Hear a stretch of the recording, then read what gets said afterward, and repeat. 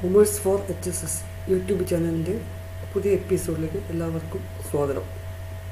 ഈ എപ്പിസോഡിൽ നമ്മൾ ചർച്ച ചെയ്യുന്നത് രണ്ടാം വർഷ ഹയർ സെക്കൻഡറി അക്കൗണ്ടൻസിയുടെ 3-ാം അധ്യായമായ അഡ്മിഷൻ ഓഫ് എ പാർട്ട്ണർ അതിനകത്തുള്ള ഒരു ഇല്ലസ്ട്രേഷനാണ് ചർച്ച ചെയ്യുന്നത്. Given below is the balance sheet of A and B who are carrying on partnership business as on 31st March 2017. 2017 March 31 അവസാനിക്കുന്ന എയുടെയും ബിയുടെയും ഒരു ബാലൻസ് ഷീറ്റാണ് ഇവിടെ തന്നിരിക്കുന്നത്. For the liability side, bills payable, sundry creditors, outstanding expense, capital. Asset side, cash in hand, cash at bank, sundry debtors, stock, plant and machinery, building. പിന്നെ പറഞ്ഞിരിക്കുന്നത് C is admitted as a partner on the date of the balance sheet on the following terms.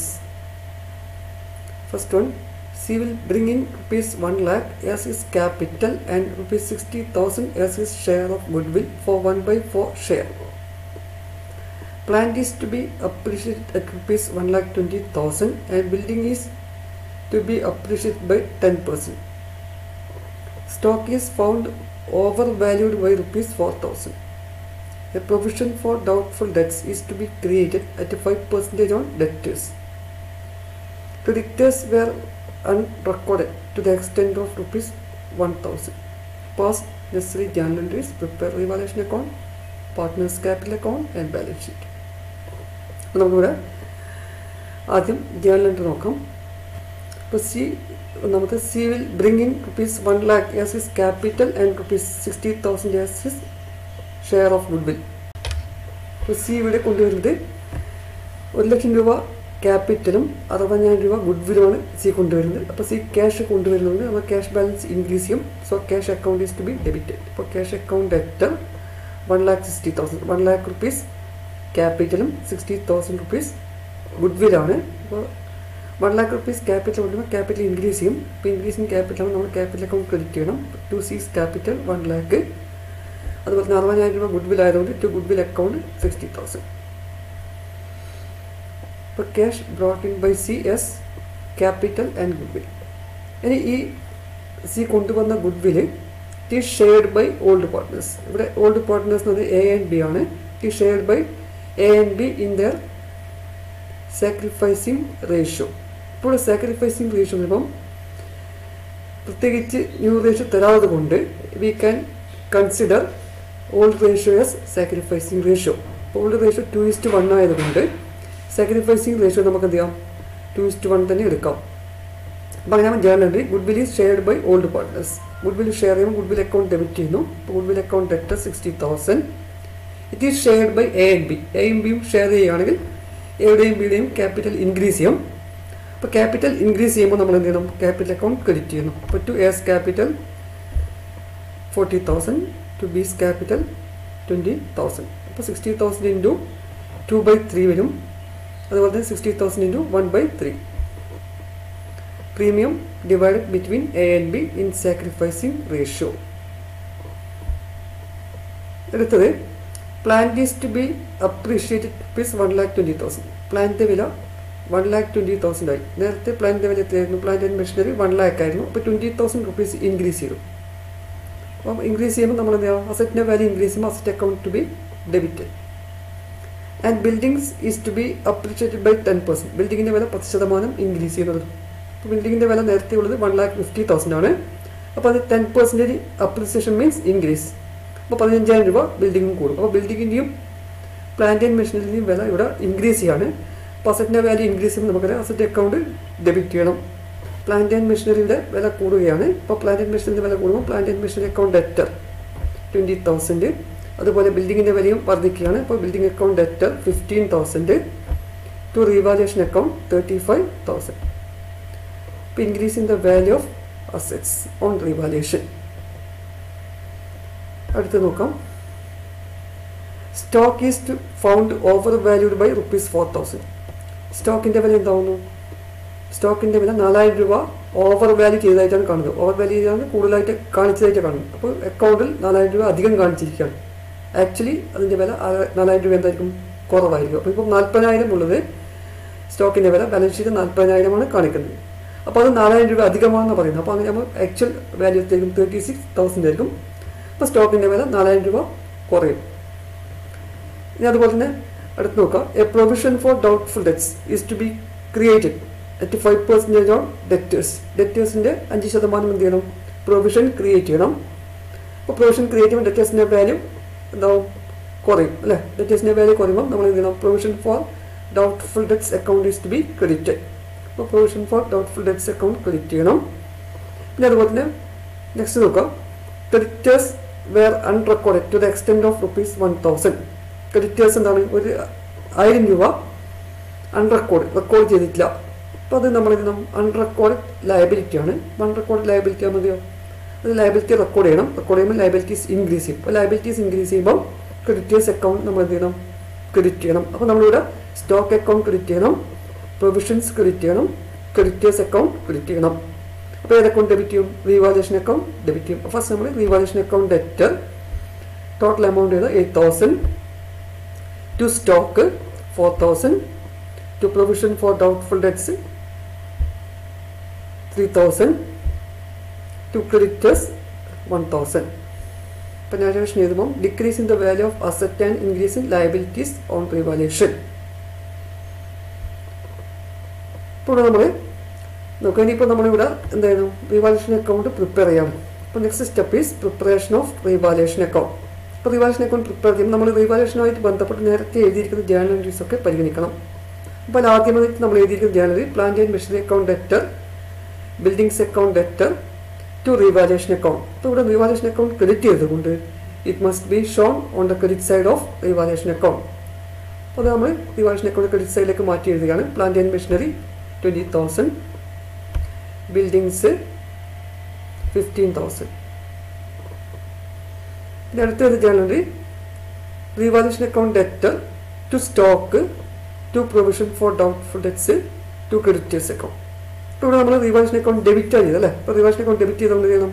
It must be shown on the debit side. ഇപ്പോൾ debit സൈഡിൽ stock 4,000, provision for debtors 3,000, creditors 1,000. ഇത്രയും items ആണ് നമുക്ക് revaluation അക്കൗണ്ടുമായി ബന്ധപ്പെട്ടിട്ടുള്ളത്. ഇനി we have to balance this revaluation account. നമ്മൾ രണ്ട് സൈഡിൽ നോക്കാം. അപ്പോൾ ക്രെഡിറ്റ് സൈഡിൽ 35,000 ഡെബിറ്റ് സൈഡിൽ 8,000 ഉള്ളത് അല്ലേ? അപ്പോൾ വി ക്യാൻ സേ ക്രെഡിറ്റ് സൈഡിൽ കൂടുതലാകുമ്പോൾ എന്താ പറയുക? ക്രെഡിറ്റ് സൈഡിൽ നമ്മൾ പറഞ്ഞു ക്രെഡിറ്റ് സൈഡിൽ സാധാരണ നമ്മൾ റെക്കോർഡ് ചെയ്തത് എന്താണ്? പ്രോഫിറ്റാണ്. നമ്മൾ റിവാലുവേഷൻ അക്കൗണ്ടിൽ വരുന്ന ലാഭമാണ് അല്ലേ? അസറ്റിൻ്റെ വില കൂടുകയോ അല്ലെങ്കിൽ ലയബിലിറ്റി കുറയുകയോ ചെയ്യുമ്പോൾ നമുക്ക് എന്താ ബിസിനസ്സിൽ ലാഭം ഉണ്ടാകും. അപ്പോൾ അത്രയും ലാഭങ്ങളാണ് നമ്മൾ എന്ത് ചെയ്യുന്നത്? ക്രെഡിറ്റ് സൈഡിൽ റെക്കോർഡ് ചെയ്യുന്നത്. അപ്പോൾ ക്രെഡിറ്റ് സൈഡിൽ കൂടുതൽ വരുമ്പോൾ ഇറ്റ് ഈസ് പ്രോഫിറ്റ്. അപ്പോൾ നമ്മൾ ബാലൻസ് ചെയ്യുന്നു. ഡിഫറൻസ് വരുന്ന എമൗണ്ട് 27,000 ഡെബിറ്റ് സൈഡിൽ വരുന്നു. It is shared by old partners in their old ratio. അപ്പോൾ അത് നമ്മൾ പാർട്ട്നേഴ്സ് ക്യാപിറ്റൽ അക്കൗണ്ടിൽ ട്രാൻസ്ഫർ ചെയ്യാണ്. 27,000 എക്ക് 27,000 ഇൻറ്റു 2/3 18,000 വരും. അതുപോലെ 27,000 ഇൻറ്റു 1/3 ബിക്ക് എന്ത് കിട്ടും? 9,000 കിട്ടും. അപ്പോൾ ഇങ്ങനെയാണ് നമ്മൾ റിവാലുവേഷൻ അക്കൗണ്ട് തയ്യാറാക്കേണ്ടത്. നെക്സ്റ്റ് നമുക്ക് അടുത്ത് വരുന്നത് എന്താണ്? We have to prepare partners capital account. അപ്പോൾ പാർട്ട്നേഴ്സ് ക്യാപിറ്റൽ അക്കൗണ്ട് പ്രിപ്പയർ ചെയ്യുമ്പോൾ ഇത് ശ്രദ്ധിക്കുന്നതിന് മുമ്പായിട്ട് ഇവിടെ നമ്മൾ നേരത്തെ അതായത് ബാലൻസ് ഷീറ്റിനകത്ത് ഞങ്ങൾക്ക് റിസർവോ അല്ലെങ്കിൽ പ്രോഫിറ്റ് ലോസ് അക്കൗണ്ടോ ഉണ്ടെങ്കിൽ അതുകൂടി എന്ത് ചെയ്യണം? ഷെയർ ചെയ്യണം. പക്ഷേ ഇവിടെ അങ്ങനത്തെ ഒന്നും ഇല്ല. അതുകൊണ്ട് നമ്മളത് പരിഗണിക്കേണ്ട ആവശ്യമില്ല. Next we have to prepare partners capital. അപ്പോൾ നമ്മൾ ആദ്യം ക്യാപിറ്റൽ അക്കൗണ്ട് ഓപ്പണിംഗ് ബാലൻസ് ആണ് എടുക്കേണ്ടത്. ബാലൻസ് ഷീറ്റ് തന്നിട്ടുണ്ട്. Opening balance A 1,80,000, B 1,50,000. അപ്പോൾ ഇതാണ് നമ്മൾ ഇവിടെ എടുക്കേണ്ടത് ക്യാപിറ്റൽ അക്കൗണ്ട് ഓപ്പണിംഗ് ബാലൻസ്. അപ്പോൾ ബാലൻസ് ഡ്രോ ഡൗൺ എയും ബിയും എടുത്തു കഴിഞ്ഞു. നെക്സ്റ്റ് വരുന്നത് നമ്മൾ നോക്കുക ഇവിടെ ക്യാപിറ്റൽ അക്കൗണ്ടിൽ നമ്മൾ എന്തൊക്കെയാണ് വേറെ ഐറ്റംസ് വരുന്നത്. അപ്പോൾ നമ്മളിവിടെ വേറെ ഐറ്റംസ് വരുന്നത് ക്യാപിറ്റലുമായി ബന്ധപ്പെട്ട് നമ്മൾ നേരത്തെ എഴുതിയിരിക്കുന്ന ജേണൽ എൻട്രീസ് ശ്രദ്ധിക്കുക. അപ്പോൾ അതിൽ നമ്മൾ ഒന്നാമത് എഴുതിയിരിക്കുന്നത് cash account debtor to C's capital. C എന്ത് ചെയ്തിട്ടുണ്ട്, 1 lakh rupees ക്യാപിറ്റൽ കൊണ്ടുവന്നിട്ടുണ്ട്. അപ്പോൾ ഇത് സിയുടെ ക്യാപിറ്റൽ ഇൻക്രീസ് ചെയ്യല്ലേ. അപ്പോൾ ക്യാപിറ്റൽ അക്കൗണ്ട് നമ്മളിവിടെ ക്രെഡിറ്റ് ചെയ്ത്, അപ്പോൾ ക്യാപിറ്റൽ അക്കൗണ്ട് ക്രെഡിറ്റ് സൈഡിൽ നമ്മൾ എന്ത് ചെയ്യണം, ക്യാഷ് അക്കൗണ്ട് പോസ്റ്റ് ചെയ്യണം. അപ്പോൾ cash account amount should be written in the columns of C. അപ്പോൾ സിയുടെ കോളത്തിലാണ് 1 lakh rupees എഴുതുന്നത്. പിന്നെ വരുന്നത് അടുത്ത് വരുന്നത് നമ്മളിവിടെ സി എന്തുകൊണ്ട് വരുന്നത്, ക്യാപിറ്റൽ കൂടാതെ ഗുഡ് വിൽ കൊണ്ടുവരുന്നത്. Goodwill shared by A and B. അപ്പോൾ ഗുഡ് വിൽ കൊണ്ടുവരുന്ന journal cash account debtor to goodwill account.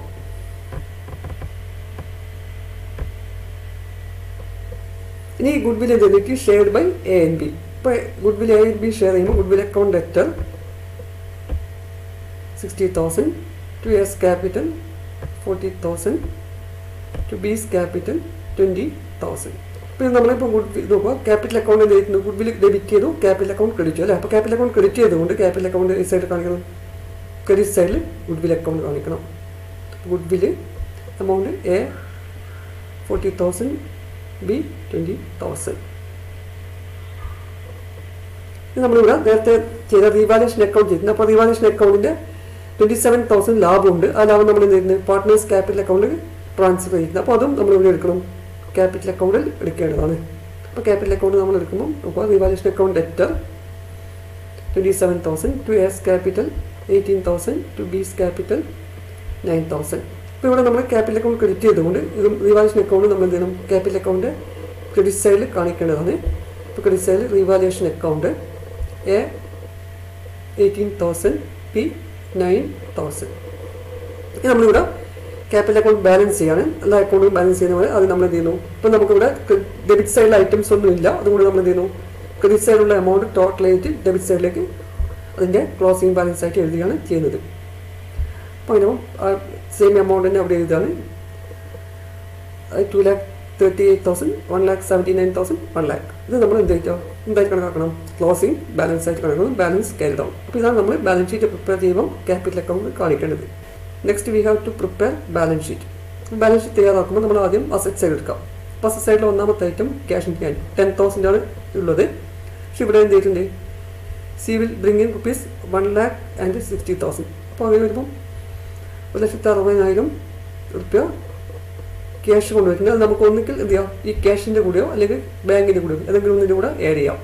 നമ്മളിവിടെ എടുത്തിരിക്കുന്നത് നോക്കാം, cash in hand 10,000, cash at bank 2 lakhs. അപ്പോൾ നമ്മൾ നേരത്തെ ക്യാഷ് അറ്റ് ബാങ്ക് 40,000 ഉണ്ടായിരുന്നത്, അതിൻ്റെ കൂടി എന്ത് ചെയ്യുന്നു, സി കൊണ്ടുവന്ന 1,60,000 രൂപ കൂടി ആഡ് ചെയ്തിട്ടാണ് 2 lakhs വന്നിരിക്കുന്നത്. നെക്സ്റ്റ് നോക്കാം, സൺട്രി ഡെറ്റേഴ്സ്. നേരത്തെ നമ്മൾ പറഞ്ഞത് 60,000 ആണ്. പക്ഷേ എന്ത് ചെയ്തിട്ടുണ്ട്, നേരത്തെ പറഞ്ഞു 5% പ്രൊവിഷൻ ക്രിയേറ്റ് ചെയ്യുന്നത്. അപ്പോൾ പ്രൊവിഷൻ നമ്മൾ എന്ത് ചെയ്യണം, provision has to be deducted. ഇവിടെ നമ്മൾ എഴുതാം, സൺട്രി ഡെറ്റേഴ്സ് 60,000 ലെസ് പ്രൊവിഷൻ 3,000, 57,000. അടുത്തായിട്ട് പിന്നെ സ്റ്റോക്കാണ്. സ്റ്റോക്കിൻ്റെ വില നമ്മൾ പറഞ്ഞു, stock found over valued by 4,000. 4,000 രൂപ അധികം കാണിച്ചായിട്ടാണ് കാണുന്നത്. അപ്പോൾ ആ 4,000 രൂപ എന്ത് ചെയ്യണം, സ്റ്റോക്കിനകത്ത് നിന്ന് ലെസ് ചെയ്യണം. അപ്പോൾ അങ്ങനെയാകുമ്പോൾ സ്റ്റോക്കിൻ്റെ വില 36,000. നെക്സ്റ്റ് വരുന്നത് പ്ലാന്റ് ആൻഡ് മെഷീനറി ആണ്. പ്ലാന്റ് ആൻഡ് മെഷീനറിൻ്റെ വില ഇവിടെ പറഞ്ഞ് 1 lakh ആണ് ഉള്ളത്. പക്ഷേ അതെന്തായിട്ടുണ്ട്, is to be appreciated to rupees 1,20,000. അത് 1,20,000 ആയി മാറിയിട്ടുണ്ട്. അപ്പോൾ നമ്മൾ എടുക്കുമ്പോൾ plant and machinery 1,20,000. Next building ആണ്. ബിൽഡിങ്ങിൻ്റെ വില 1,50,000 ആണ്. പക്ഷേ ഇവിടെ എന്ന് പറഞ്ഞിട്ട് building is to be appreciated by 10%. 10% കൂടിയിട്ടുണ്ട്. അപ്പോൾ 10% കൂടിയ എമൗണ്ട് എന്ത് ചെയ്യണം, ബിൽഡിങ്ങിൻ്റെ കൂടെ ആഡ് ചെയ്യണം. അപ്പോൾ 1,65,000. ഈ ലയബിലിറ്റി സൈഡിൽ bills payable, sundry creditors, outstanding expense അല്ല. ബിൽസ് പേയബിളിൽ വ്യത്യാസമൊന്നുമില്ല. അപ്പോൾ അതുപോലെ തന്നെ എഴുതാം. ബിൽസ് പേയബിൾ അതുപോലെ തന്നെ എഴുതുന്നു, 10,000. നെക്സ്റ്റ് ക്രെഡിറ്റേഴ്സിൻ്റെ വില പറഞ്ഞു വിടാം. ക്രെഡിറ്റേഴ്സ് എന്താണ്, അഞ്ചാമത്തെ അഡ്ജസ്റ്റ്മെൻറ്റ് നോക്കാം. Creditors were unrecorded to the extent of rupees 1,000. 1,000 unrecord ചെയ്ത്, എന്നാൽ നമ്മളിപ്പോൾ റെക്കോർഡ് ചെയ്ത് കഴിഞ്ഞു. റെക്കോർഡ് ചെയ്യുമ്പോൾ എന്താവും, ക്രെഡിറ്റേഴ്സിൻ്റെ വാല്യൂ കൂടും. അപ്പോൾ അങ്ങനെയാകുമ്പോൾ ക്രെഡിറ്റേഴ്സ് 58,000 എന്നുള്ളത് 59,000 മാറും. പിന്നെ ഔട്ട്സ്റ്റാൻഡിങ് എക്സ്പെൻസ് ആണ്, അതിൽ വ്യത്യാസമൊന്നുമില്ല. അതുപോലെ തന്നെ അങ്ങ് എഴുതാൻ ഔട്ട്സ്റ്റാൻഡിങ് എക്സ്പെൻസ് 2,000. ഇനി നമ്മൾ ക്യാപിറ്റൽ അക്കൗണ്ട് ബാലൻസ് എടുക്കുന്നത്. ക്യാപിറ്റൽ അക്കൗണ്ട് ബാലൻസ് നമ്മൾ നേരത്തെ ക്യാപിറ്റൽ അക്കൗണ്ട് തയ്യാറാക്കിയിട്ടുണ്ട്. അപ്പോൾ അതിൻ്റെ ക്ലോസിംഗ് ബാലൻസ് എടുക്കുക. ഇവിടെ നമ്മൾ നേരത്തെ തയ്യാറാക്കിയ ക്യാപിറ്റൽ അക്കൗണ്ടാണിത്. അപ്പോൾ ഇതിൽ balance broad out closing balance നമ്മൾ കണ്ടുപിടിച്ചിട്ടുണ്ട്. 2,38,000, 1,17,000 and 1 lakh. ഇത് നമ്മൾ അവിടെ എന്ത് ചെയ്യുക, ബാലൻസ് ഷീറ്റിനകത്ത് എടുക്കുകയാണ്. അപ്പോൾ ക്യാപിറ്റൽ ABC. ഇതിനുശേഷം രണ്ട് സൈഡും നമ്മൾ ടോട്ടൽ ചെയ്യുന്നു. ഇങ്ങനെയാണ് നമ്മൾ ഒരു ബാലൻസ് ഷീറ്റ് തയ്യാറാക്കുന്നത്. Thank you. അപ്പോൾ നമ്മൾ ഈ ക്ലാസ്സുകൾ ശ്രദ്ധിച്ചതിന് എല്ലാവർക്കും നന്ദി. ഈ ക്ലാസ് നിങ്ങൾക്ക് ഇഷ്ടപ്പെടുകയാണെങ്കിൽ ലൈക്ക് ചെയ്യുക, ഷെയർ ചെയ്യുക, സബ്സ്ക്രൈബ് ചെയ്യുക.